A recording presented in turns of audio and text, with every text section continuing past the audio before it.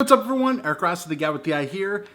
Everything is out for the Nikon D850 besides the price at this point, and I really just want to talk about it compared to some of the cameras that it's kind of competing against and really just go from there, and that way we can end all the rumor and the D850 talk until we can finally get hands-on with it, and a lot of people are just making the clickbait videos. So we have the specs for the Nikon D850. It's pretty much the official preview. Nikon's going to announce this, I believe, officially on August 15th or 16th, 2017, obviously. Let's just jump into it and see what was right and what was wrong in regards to the specs. So the couple of things you heard right off the back was that this is going to have a new hybrid OVF EVF viewfinder, and we found out that that was literally just a rumor. A lot of people reported on it, and I waited off because I knew it was gonna, that was BS, that wasn't gonna happen, and it's not. You're getting your normal type of viewfinder with that. There's nothing hybrid. You do get a magnified 0.75, which is probably one of the first for a full frame DLR, I believe, DSLR. So keep that in mind. But you are getting that 46 megapixels. That's going to, you know, a lot of people said that I just targeted portraits when I made the leaked review about 2 weeks ago. And I meant to say landscape, so I know landscape artists would love this as well. But the problem is, and a lot of people on that video then said, well, you can shoot this in 46 megapixels at the highest raw, you know, 14-bit rate and everything like that. But then you can use the smaller, medium size and everything. But it is known to be a loss and degradation of image when you're using these to an extent. So my argument was, why are you buying this 44 megapixel camera to then kind of degrade it a little bit and not use the RAW to the fullest extent to get the quality from it? And I know there's been some DR issues and everything when you've been using those lower quality RAW files as well. So to me, that's still questioning on why someone would want to do that, but it is an option. Hopefully it's better in this camera. We will 100% test that out once I get hands-on with this eventually. But that was one of the biggest things. The other thing was 8K time-lapse.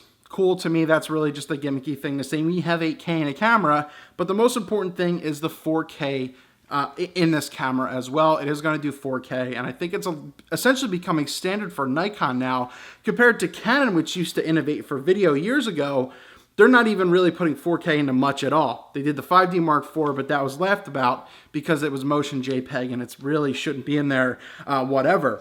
The cool part is this also has illuminated buttons. So if you're a night shooter, astrophotography, events, weddings, when things get darker, illuminated buttons are very, very key and something essential to have. So that way you can see what the hell you're doing. Pretty cool stuff. There is no sensor stabilization. That was a rumor that was out there. That would have been something great for this camera to have. But it does have a dual SD cards. It does have a dual card slot, memory card slot. It does have one SD and one XQD. It's getting to the point where they're kind of just regurgitating the same stuff where they should pretty much be at an XQD slot right now, dual slot for a lot of their stuff out there. So it was interesting that they have that, and you have the interesting argument where it's pretty much just Sony selling the XQD cards because Lexar is not really in the game for that anymore. But if you want a dual XQD, that's not a thing. You're still using a SD card along with that. You're getting 153 autofocusing points. You're also getting the X-Speed 5 imaging processor, which is in the D5, and the D5 is Nikon's flagship camera. It's a great camera. It's super fast. ISO, you get a base of 64, and it goes all the way to 25,600, so good range. Some people are arguing that this might be the 2017 version of the D700. I don't agree with that per se. The D700 is a low light beast for what it is. It's 12 megapixels, and this obviously is not following the same trait.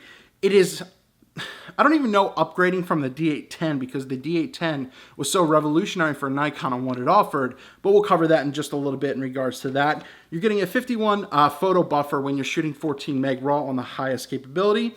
You're also getting 7 frames per second when you're shooting in continuous mode. You're getting 6 frames per second with just regular standard autofocusing, but then you're also getting 9 frames per second when you're using the battery grip, which will of course cost a couple $100 when you get with that. So you can shoot 9 frames per second with the D850. Really just kind of quick 3 more things to note before you wrap on with this. And these all came from essentially like the Nikon Rumors, the slide leak for the presentation for the Nikon D850. So everything was translated and everything. And this is what you'll be hearing in just a couple days.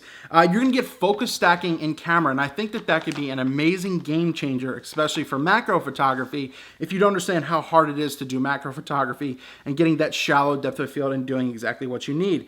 It will have a no low pass filter, so you're going to get cleaner images. You will, of course, have a bit of a moire thing, but that's fine. You don't have that extra filter in front that a lot of people don't like.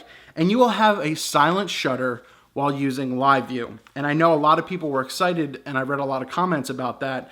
And I think that that's a pretty cool thing, because that's basically a mirrorless only thing.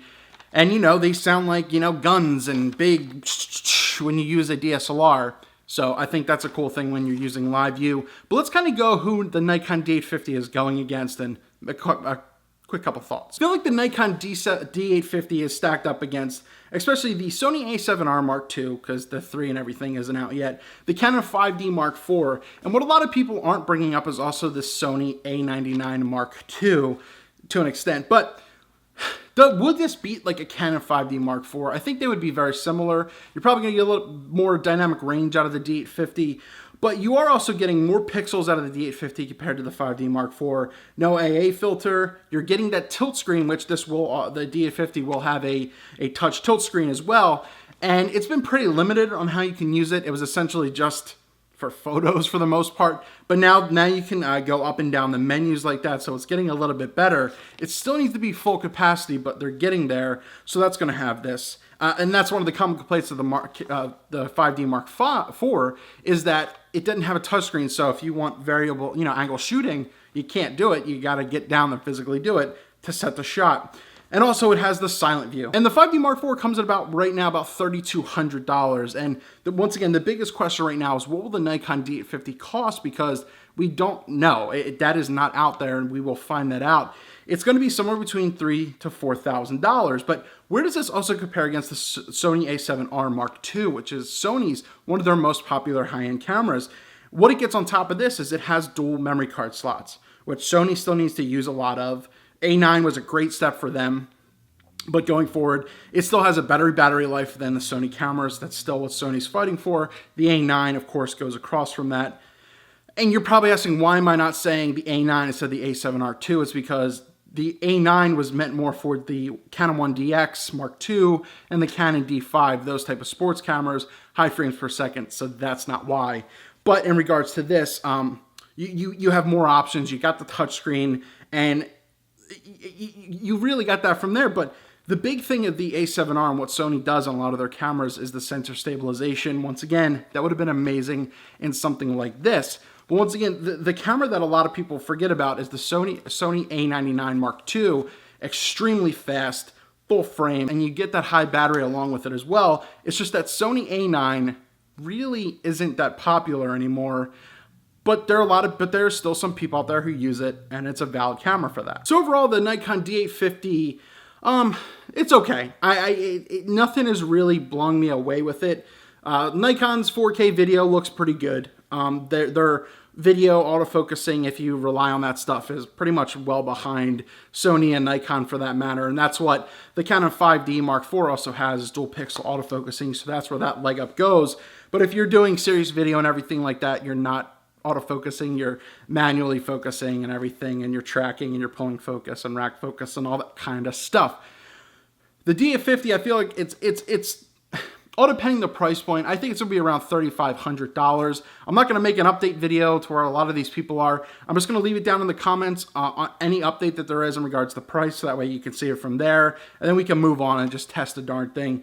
But the D850 will be great for landscape photographers, astrophotographers, and definitely for portrait and everything like that.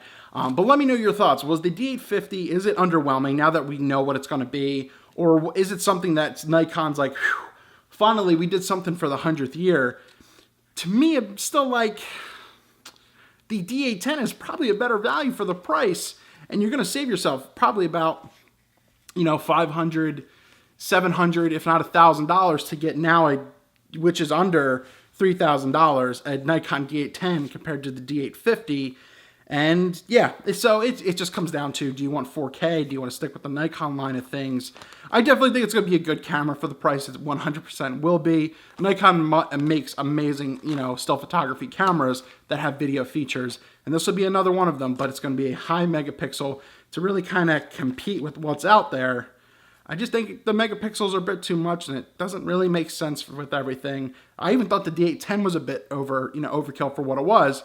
But that's just me, and that's not you. You might like the 46 megapixels, and then if so, that's a great option to get. Or if you're going from 24 megapixels up to the high 30s, the D810 might be a good option as well. So, what are your thoughts? Let me know down below. Any updates I'm going to leave pinned as well. Let me know your thoughts, like on D850.